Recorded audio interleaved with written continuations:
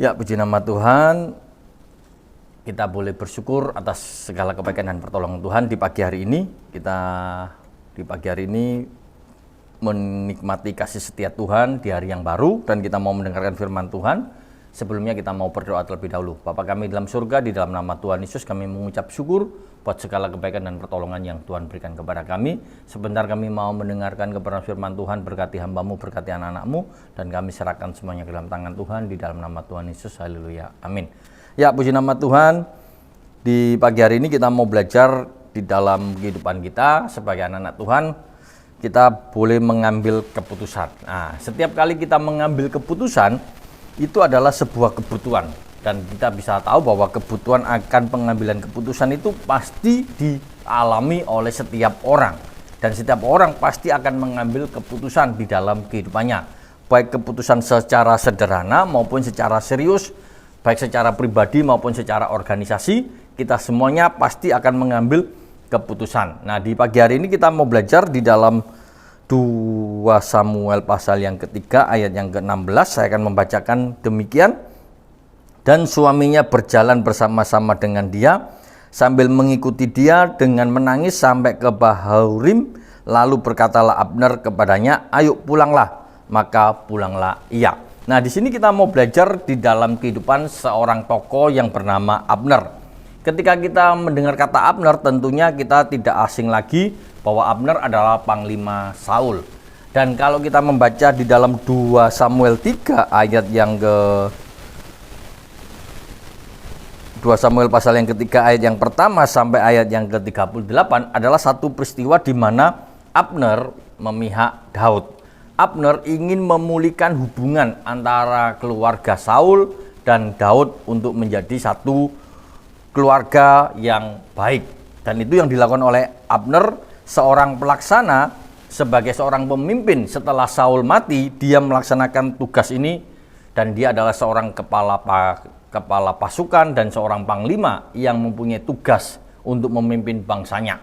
Nah, di sini kita bisa melihat bahwa Abner membuat satu keputusan dan mengeluarkan perintah, memaksa orang untuk menurutinya karena dia adalah seorang panglima besar pada waktu itu.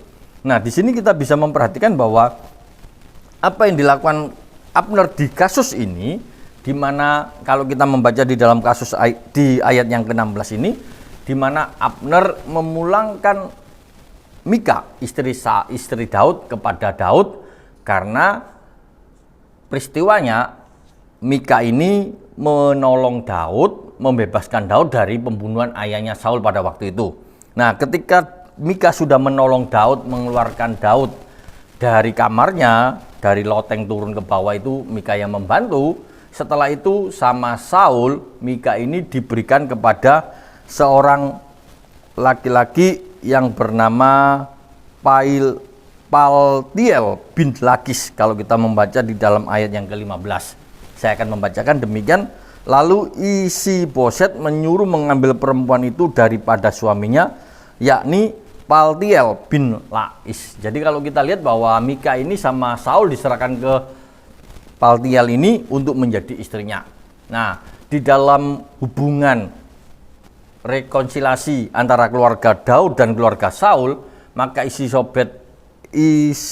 Isi-Boset sebagai saudara laki-lakinya Mika dan sebagai anak laki-lakinya Saul juga menginginkan perdamaian. Lalu dia mengambil satu keputusan dengan cara perdamaian itu dengan mengantarkan Mika kembali kepada Daud.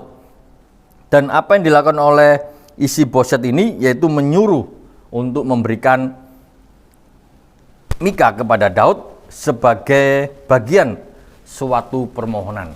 Dan kalau kita memperhatikan mengapa Daud itu meminta Mika, karena Daud tahu bahwa Mika adalah istri yang pertama kalinya, dan dia harus mengembalikan. Dan untuk menjadi hubungannya, rekonsiliasinya supaya menjadi kuat, maka Mika harus dikembalikan, dan Isi-Boset pun mau menyetujuinya dengan mengambil dan mengembalikan.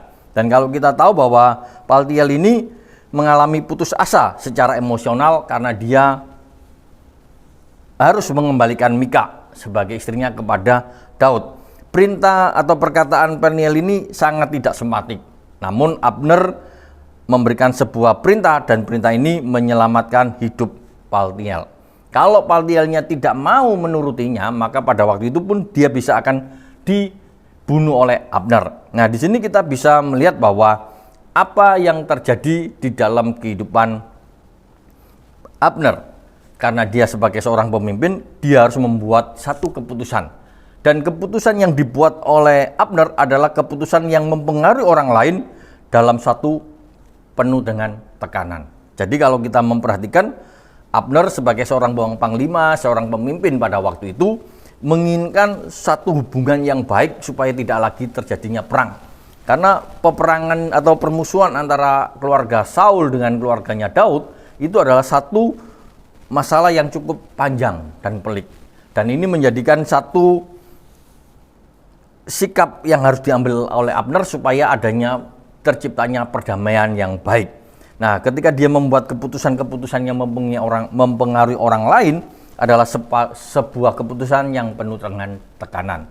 Kita bisa melihat bahwa keputusan-keputusan seperti ini seringkali terjadi di dalam organisasi-organisasi atau perusahaan-perusahaan yang ada, di mana keputusan itu dibuat untuk membuat keputusan yang penuh dengan tekanan sehingga orang itu akan menerima respon. Kalau tidak menerima respon atau tidak menerima keputusan tersebut, pasti orang itu akan dikeluarkan atau dipecat. Itu yang pasti akan terjadi. Nah, demikian juga di sini. Keputusan yang dibuat oleh Abner dengan memberikan tekanan kepada Paltiel supaya Paltiel menyetujui dan masalah dengan Daud bisa diselesaikan dengan baik. Kita bisa melihat bahwa seringkali kita ini ketika mendapat menerima sebuah keputusan, terkadang kita ini terhimpit atas pilihan-pilihannya. Kita mengkalkulasi resiko-resiko ketika kita memikirkan bagaimana orang itu menerimanya.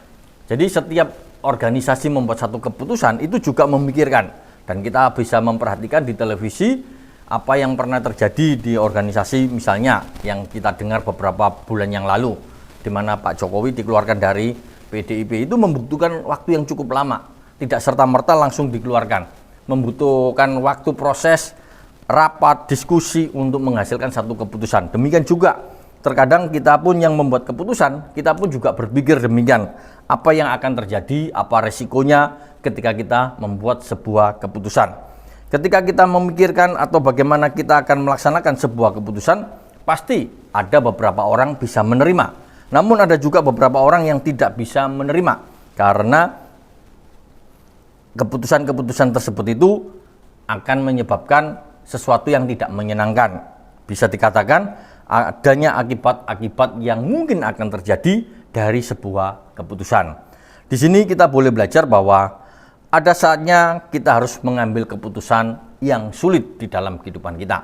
Kita sebagai anak-anak Tuhan pun dihadapkan dengan sebuah keputusan yang harus kita hadapi.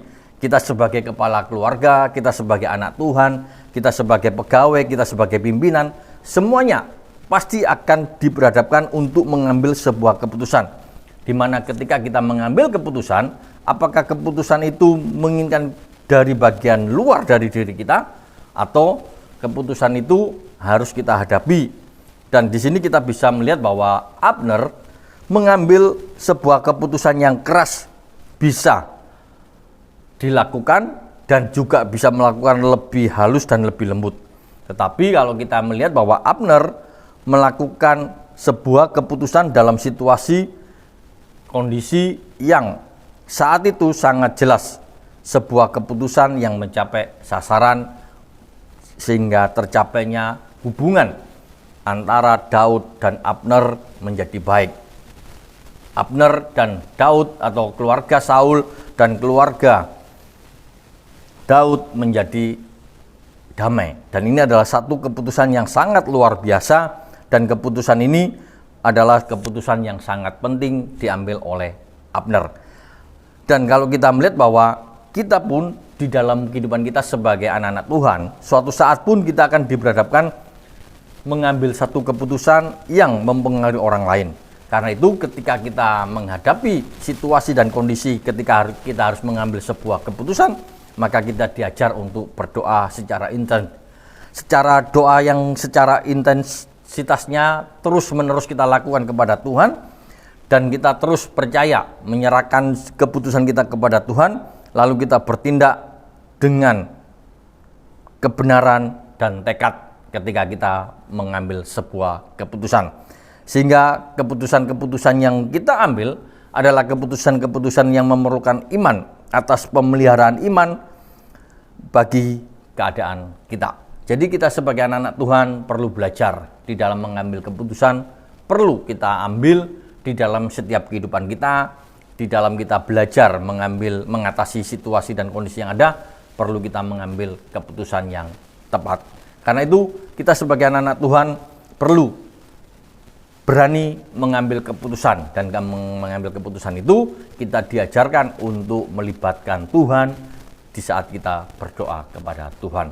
Sehingga apa yang kita lakukan, sehingga kita ambil satu hikmahnya bahwa Abner menginginkan sebuah perdamaian, dan dia harus berani mengambil satu keputusan dan harus mengorbankan Paltiel untuk kehilangan istrinya dan mengembalikan istrinya kepada Daud. Ini adalah salah satu permintaan, salah satu perjanjian untuk menjalin komunikasi yang baik. Nah, di dalam kehidupan kita pun ada hal-hal yang harus kita hadapi, ada sesuatu yang harus kita korbankan ketika kita mengambil sebuah keputusan. Biarlah renungan di pagi hari ini boleh menjadi satu perenungan di dalam hidup kita, bahwa setiap kita pasti akan mengambil keputusan di dalam hidup kita. Apapun keputusan yang kita ambil, baik itu secara pribadi, secara organisasi, itu harus kita ambil. Namun kita bisa belajar dari setiap keputusan, tentunya kita tidak lupa melibatkan Tuhan. Mari kita berdoa. Bapa kami di dalam surga, di dalam nama Tuhan Yesus, kami mengucap syukur buat segala kebaikan dan pertolongan Tuhan. Tuhan telah menyertai dan memberkati kami di dalam kehidupan kami, dan di pagi hari ini kami boleh diingatkan kembali bahwa setiap kami boleh mengambil keputusan, dan keputusan adalah harus kami ambil di mana kami boleh melibatkan Tuhan di dalam setiap keputusan kami, sehingga keputusan kami boleh menjadi suatu hasil yang maksimal dan baik untuk kami. Terima kasih Tuhan, terpujilah nama-Mu. Tuhan memberkati setiap anak-anak Tuhan yang mendengarkan firman Tuhan di pagi hari ini. Tuhan memberkati segala aktivitas dan pekerjaannya pada hari ini. Tuhan memberkati setiap usaha pekerjaannya, sehingga apapun yang dikerjakan boleh berhasil untuk kemuliaan dan kebesaran nama-Mu. Dan kami menyerahkan setiap anak-anak Tuhan yang saat ini di dalam pergumulannya. Tuhan memberkati setiap usaha pekerjaannya, tantangan dan pergumulannya, sakit penyakit yang dihadapinya. Di dalam nama Tuhan Yesus, Tuhan memberikan kekuatan, kemenangan, dan Tuhan memberikan jalan keluar. Terpujilah nama Tuhan. Di dalam nama Tuhan Yesus kami berdoa dan mengucap syukur. Haleluya. Amin.